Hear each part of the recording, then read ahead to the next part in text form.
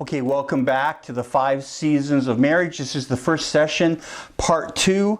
We're going to be introducing the 5 seasons of marriage in this session. So what are the seasons of marriage? What are they? The seasons of marriage are basically predictable and very necessary stages that every marriage goes through. They involve the physical, the emotional, the relational, and the spiritual aspects of our marriage.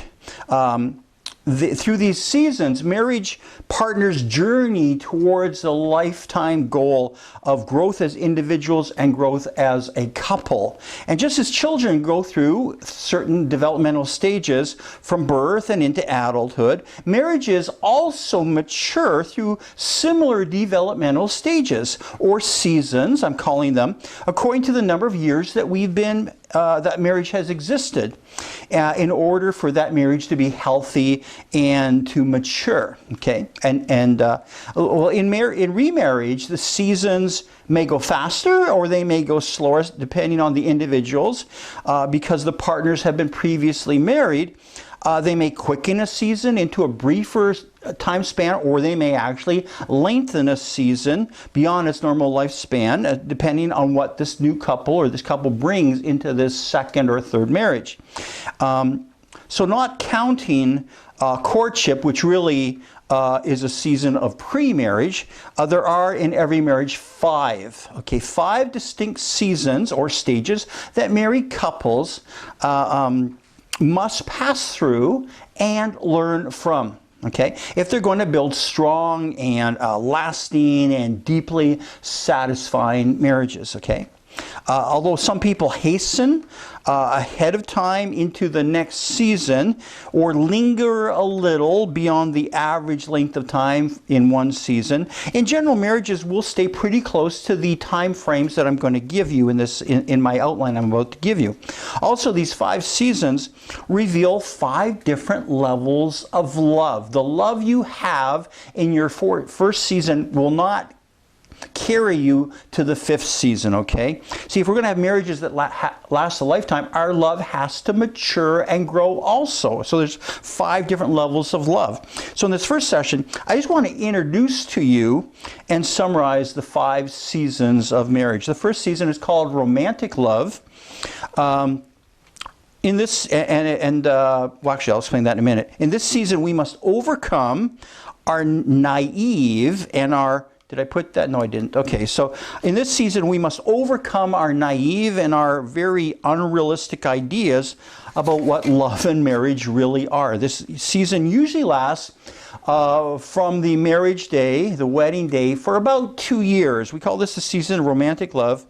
And the work here is to mold 2 individuals into one unit that we know as a family, okay? So we got to overcome our naive and unrealistic ideas of what love really is and about what marriage really is, because it's really, for most of us, not what we thought it was, okay? The second season is called realistic love, and it generally happens between the 3rd to the 10th years of marriage. So it's a season that lasts about 7 years. I call it the season of realistic love because in this season we have to embrace a more realistic view of marriage and a more realistic view of love, and we have to recognize the unconscious or the subconscious reasons why we actually married our spouse and deal with any hidden agendas that we had when we married them, and I'll explain that more in that session. The third season of marriage is called the season of relaxed love, and it generally lasts from the year 11 to the year of 25, the year of 25 years of your marriage relationship. I call it the relaxed love because things are going pretty good as a couple, but we must establish and maintain our individual identities during that season, as well as maintain and establish our married identity. It's important that we grow together in marriage, but we also stay as individuals, okay? We don't get lost in each other's identity or in the marriage relationship.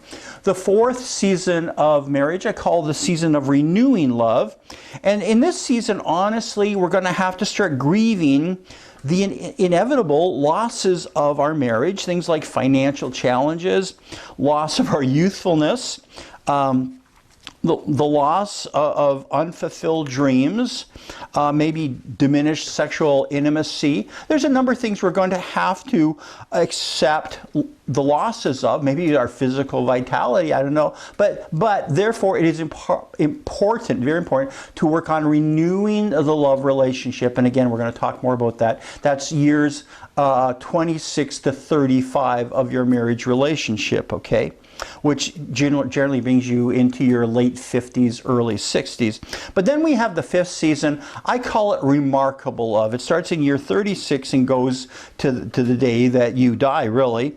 I call it remarkable love because after the major life tasks of achieving financial security and nurturing our children, after we've completed those tasks, in this season we have to discover new reasons for being married, new reasons for our marriage, and really develop a depth of love that we never had before, something that's remarkable to the world for sure. Okay, and we want to embrace a love that is deeper and stronger than any challenge we will be facing in this season, like the death of a spouse, like the death of parents for sure, and things like that. Anyway, we'll talk more about that in that session. Now, what I want to say, though, is do not skip one of these bases. Every season of marriage, we could consider them like bases on a baseball diamond, although there's 5 of them and not 4. See, and really in a baseball diamond, the runner has to tag every base before moving on to the next base. Otherwise, that base just doesn't count. Okay, and in the same way, the tasks that accompany each season of marriage must be completed before going on to the next season because they build on each other. Okay, and each task requires maybe that we change some attitudes, that we do some different tasks completely. There's different jobs at each season in order to maintain a mature and growing and intimate and healthy marriage relationship. Now, if a runner skips over a base, either by accident or on purpose, there's going to be some serious problems, isn't there? And if a runner gets stuck on base, the only way he can leave the diamond is by walking away scoreless, and we know what that means. So obviously, there is much less satisfying. How do I say this? It's much less satisfying. Like walking away. I'll say that again. Walking away from your marriage is obviously a lot less satisfying than making it to home plate, making it all the way around the bases, getting through the 5th season, and having that remarkable love. Because really the aim of marriage from day one is to make it all the way home. Okay? So we don't want to skip a base and have problems, or we also don't want to get stuck on a base and end up having the marriage fall apart. Okay? Now, I want to say every marriage matures in predictable ways. I know you think your marriage is special, and it probably is. I know you may think it's unique, and you may say, well, you know what, my marriage just doesn't fit the mold. Well, you see, the goal is not for every marriage to fit a pattern perfectly. The goal for every marriage is to complete all the tasks in each season of marriage. It'll look different for each couple, for sure, but you've got to complete all the tasks in each season so the marriage stays healthy. There's really no normal marriage because every marriage is made up of 2 unique individuals from 2 unique backgrounds. And so every marriage is unique, not normal. But what is normal, and you need to understand this, what is normal is the way that marriages mature. Okay? The seasons or stages of marriage are the normal because every marriage can and must go through these 5 stages. And the seasons or stages of a marriage are like the skeleton that the marriage is formed on. Okay, but unfortunately, it's also the skeleton that problems and pleasures may attach to, and unfortunately, some problems do attach to the marriage. So every marriage matures in certain ways, regardless of the persons involved, and regardless of the circumstances that you go through. The same patterns exist in every marriage, even though we may feel our marriage is unique or unusual. And if we're in one of the later seasons, as you go through this course, if you're in one of the later seasons, please still look at the earlier seasons, because many marriages who are in the third or fourth season of marriage may have their relationship actually stuck in the first or second season, okay? And so we need to go back and complete the tasks before we can move forward in a more healthy manner. So, we may even need to negotiate certain aspects or renegotiate certain aspects of our marriage relationship, because the way we lived out our vows in each season of marriage does change, okay? However, the foundation, the covenant that we have towards each other, that stays constant. But the way we express our relationship with each other will change through each season. I want to stop there and give you an assignment. Actually, let me summarize first. Summary: romantic love, 0 to 2 years. In this season, we must overcome our naive and unrealistic ideas of what love and marriage are and work at molding two individuals into one unit that we know as a family. Realistic love, years 3 to 10.